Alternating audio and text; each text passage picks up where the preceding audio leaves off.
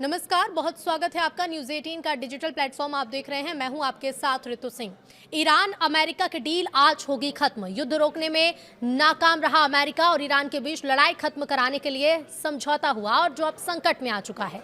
17 जून को साइन हुआ एमओयू सोमवार को खत्म होने वाला है, यानी कि आज के दिन, लेकिन इसे आगे बढ़ाने के संकेत फिलहाल नहीं दिख रहे।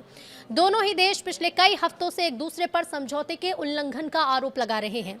ईरान के विदेश मंत्री अब्बास अरागची ने शनिवार को यह कहा कि अमेरिका के साथ बातचीत दोबारा शुरू करने पर अभी कोई फैसला भी नहीं हुआ। तो वहीं हॉर्मुज पर भी पेच फंसा हुआ है।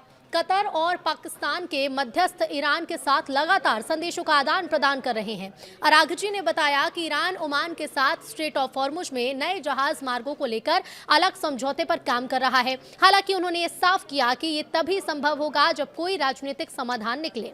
उधर अमेरिकी राष्ट्रपति डोनाल्ड ट्रंप ने शुक्रवार को न्यूयॉर्क में समर्थकों से कहा कि अमेरिका जल्द ही से बेहद महत्वपूर्ण जल मार्ग पर अपना दावा करेगा। अब ऐसे में हॉर्मुज को लेकर दोनों देशों के बीच तनाव कम होने की बजाय और ज्यादा बढ़ता दिख रहा है। ट्रंप और ईरानी राष्ट्रपति मसूद पेजेश्कियान के बीच 17 जून को हुआ समझौता तब 3 महीने से ज्यादा समय चल रही जंग रोकने के लिए था। इसके तहत दोनों पक्षों ने सैन्य कार्रवाई को तत्काल और स्थायी रूप से खत्म करने की बात कही थी।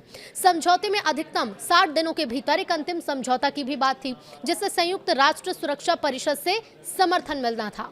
अमेरिका को 30 दिनों में हॉर्मुज में अपनी नौसैनिक नाकेबंदी को खत्म करना था और अंतिम समझौते के बाद ईरान के आसपास से अपनी सेना भी हटानी थी।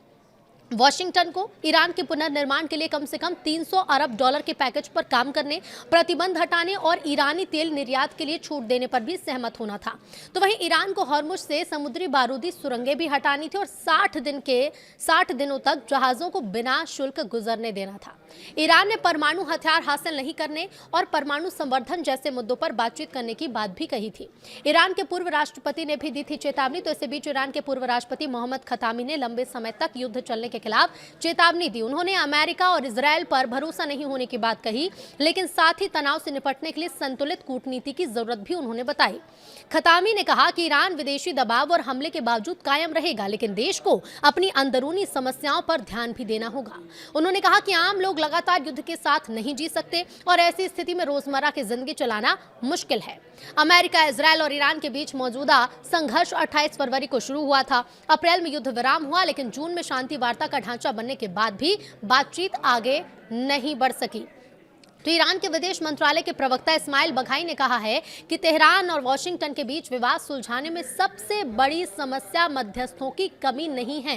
उन्होंने कहा कि पाकिस्तान और कतर पहले ही दोनों देशों के बीच संपर्क में भूमिका निभा रहे हैं। बघाई के मुताबिक कुछ यूरोपीय देश भी बातचीत में अपनी मदद की पेशकश कर रहे हैं, लेकिन इससे कोई नया मध्यस्थ तय नहीं हुआ। उन्होंने ये भी कहा कि असली चुनौती अमेरिका की सोच, गलत आकलन और ऐसी नीतियों पर जोर देना है जिनकी नाकामी पहले कई बार सामने आ चुकी है।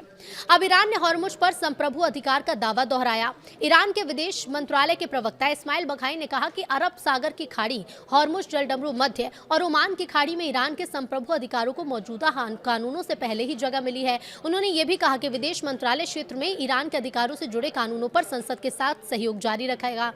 बघाई के मुताबिक मंत्रालय संबंधित विधेयक पर अपनी विशेषज्ञ राय पहले ही दे चुका है और सांसदों के अनुरोध पर आगे भी सहयोग करता रहेगा। तो वहीं आपको बता दें कि अमेरिकी दूत जारेड कुशनर सोमवार को इजरायली प्रधानमंत्री बेंजामिन नेतन्याहू से मुलाकात करने की खबर भी है। इससे एक दिन पहले उन्होंने मिस्र में हमास नेताओं के साथ बातचीत की थी। बैठक का मकसद अमेरिका समर्थित गजा शांति योजना को फिर से आगे बढ़ाना था।